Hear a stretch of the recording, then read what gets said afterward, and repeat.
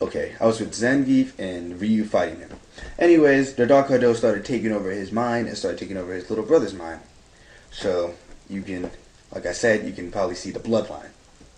Anyways, as all this is going on, there is this man who sponsored the tournament. This crazy scientist who's looking for the best fighters to take over their minds. And well, every scientist has a bodyguard, right?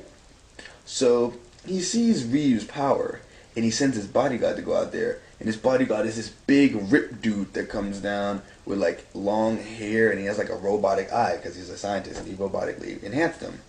And basically, like, he's like, go get him or go beat him, like, something like that. So, the guy comes down and he's all arrogant and stuff. And Ryu fights him and everything. And at first, Ryu's fighting him off of his own power because he finally got his mind off the Dark Kaido.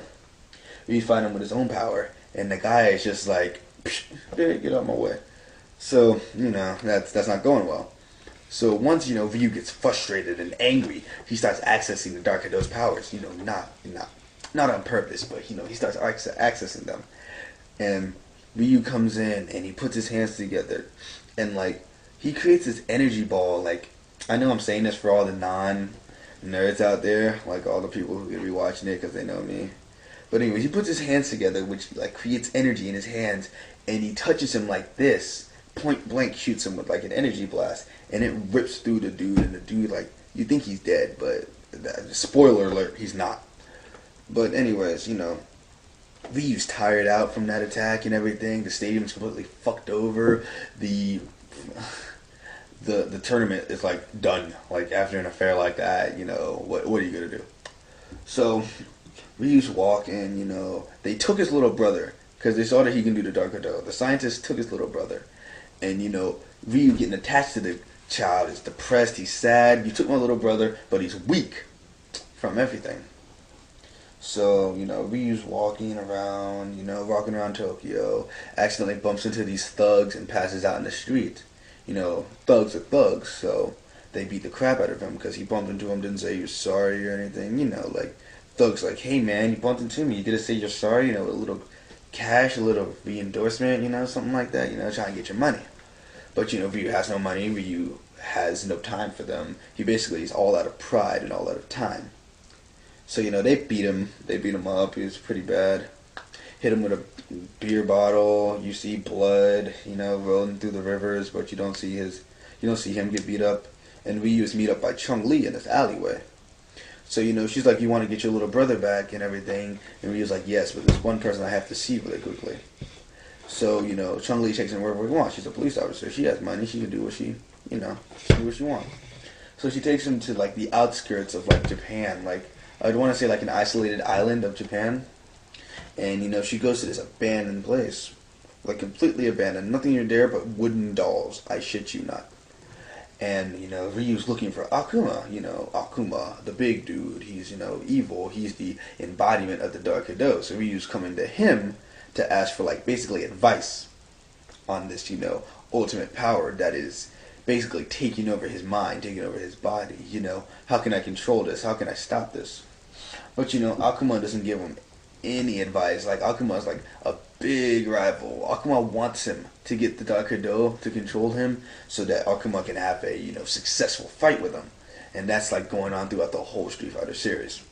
But, Ryu basically like, dude, how do I stop this Dark Kaido? How do I do this?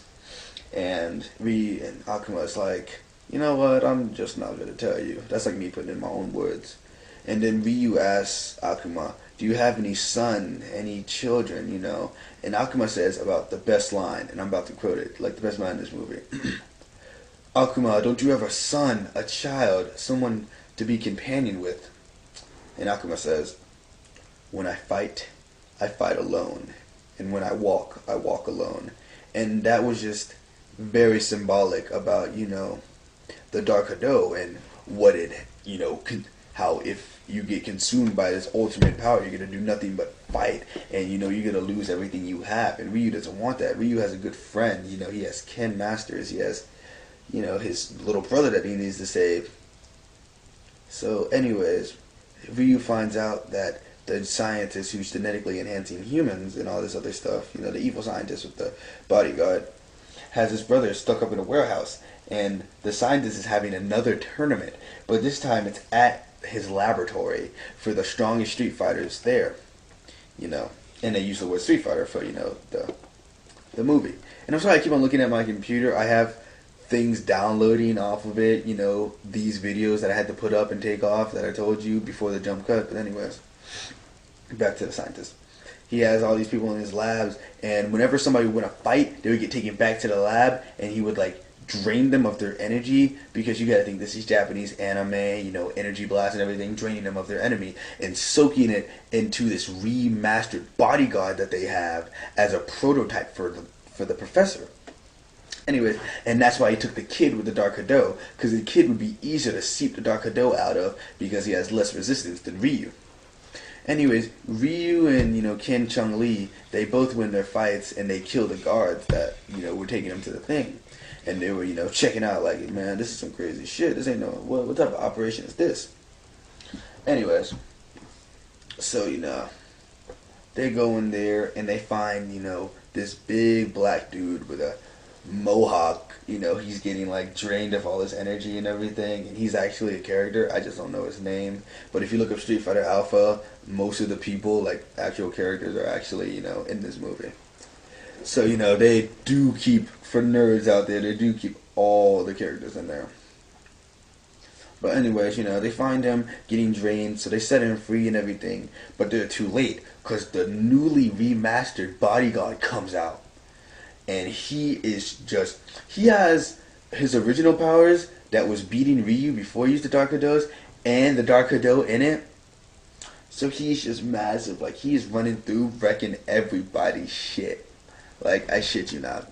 This man is coming in, just beating people, bare hands. This dude, the black dude with a mohawk, the little energy that he has left, he has a chain, connected to his, side, and he whips the dude with it, and the guy just catches it and just throws him out, kills him, by the way. Chung-Li tries to fight, he just bashes Chung-Li in. Ken tries to fight, the other main character. Ken loses, all hope is gone. But Ryu comes in, and Ryu starts using the Dark Hado. And this is just, a child's Dark Hado that this guy is using, but Ryu is using, his, I want to say adult Dark Hado, but his more experienced Dark Hado. So he kills him, but when he kills the bodyguard, it's too late. The scientist has already collected all the data of the best fighters, so he has this little serum, and he puts it in him, and it turns him into this big monster type of thing. He's not big Godzilla type of monster, but a wormy scientist into a heavyweight wrestler size martial artist. And he just comes out, and he's just all powerful. He starts whipping on Ryu, just killing him, beating him. And the only thing that brings Ryu up is the fact that he sees his little brother inside of him, inside of the scientist. And that just, the little brother is Ryu, kill me. That's the only way to kill him.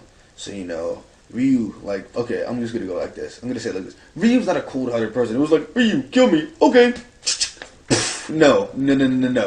He had some thought about it first. He was he's probably my brother and everything, blah, blah, blah.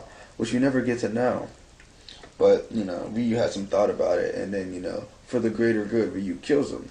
Because his brother has no more remorse. About it, no regrets, hey, one life for how many? It's like that. So, Ryu kills the scientist. His brother's still intact, by the way, so Ryu, grabs his brother, listens to his last words. His brother dies in his arms, and basically, the movie ends with the ending credits, saying, you went from here, you did all this stuff, and it went back to their everyday life. That's what the credits showed. It showed Ken, fighting to find the strongest opponent, other than Ryu. It showed Chung-Li doing police work, and it showed Ryu chasing Akuma, fighting him again, because they're rivals. And, well, that's the whole movie. It's an hour and a half, but it is really good. And here's the part where I talk about the movie. Hang on, let me check the time. Okay, I'm good. Basically, let me go with the first part. This movie was very, very colorful. Like, it wasn't like Gears of War where everything's gray, or like Book of Eli where everything's gray and white or something like that. It wasn't like a black and white film or something was like bland. No, no, no. This movie was bright. Well, no, okay, bright is the wrong word. Like, the colors were dull, but that was to, that was to go with the mood of it. Like, the mood of the kind of dark, edgy feeling of, how the movie was going to go by. Like, yes, it's a cartoon. Yes, it's an anime series, but it's still based off of a fighting game with a deep story into it. So, you can't just have it, completely made for kids. But the movie was very, very, the colors weren't just, it wasn't just one color and that's it. They put thought into this. Now, the animation for this movie. Now, I know, like, people out there don't really look at animation like me, but then again, I'm a video game designer. That's what I'm going to grow up to be, so I look at, fluid motion, and I just did that for funsies. But, like, the animation, there wasn't no, like, robot type of thing. Like, there were fights, and fights were, like, actually, like, looked like actual humans were doing it. It was very beautifully animated. Now, here is the worst thing about cartoons. The voice acting, the voiceovers, and especially cartoons that were originally Japanese and come to America with their voice dubs. Completely not stereotypical for this movie. This movie had beautiful voiceovers. Every character's voice matched them. Everything was just wonderful with it. It was beautiful. And now I'm here to the characteristics of the different characters. Now, Ryu is more of the lone person. He walks alone, yet he still has his companions. Like, if he can fight alone, he will totally do that and not get anybody else in danger. He's more of the honor code type of thing. And I'm not talking about, like, honor code as straight edge. I'm talking about, like, honor code, like, man honor code. He's just like a fighter, and he does what he does. Now, Ken, he is a rich boy. Like, he's a fighter, and I'm not saying like he's a rich boy and like he's a comic relief. No, he is nothing of a comic relief. Like, he's a rich boy. Yes, he has money, but he's not arrogant or cocky with his money. He still has the same honor as Ryu, just a little bit more of a luxury, of knowing your parents and your parents having money. Which he has the greatest last name ever, Masters. That just sounds like you're a rich dude. And then there's Chun-Li, a police officer who is, just searching for M. Bison. You'll know him once I do my Street Fighter 2 review, the movie.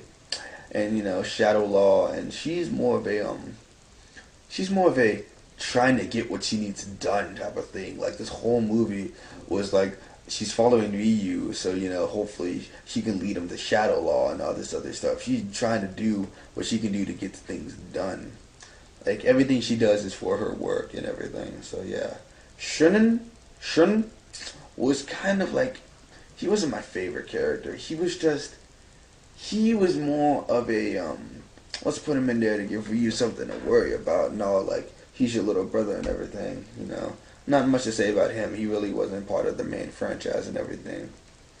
But yeah, everybody, that was my first episode of my solo reviews. I will have a group review with two other people, Sean and Justin, and if you're watching this on Facebook, then they're probably on your friends list too.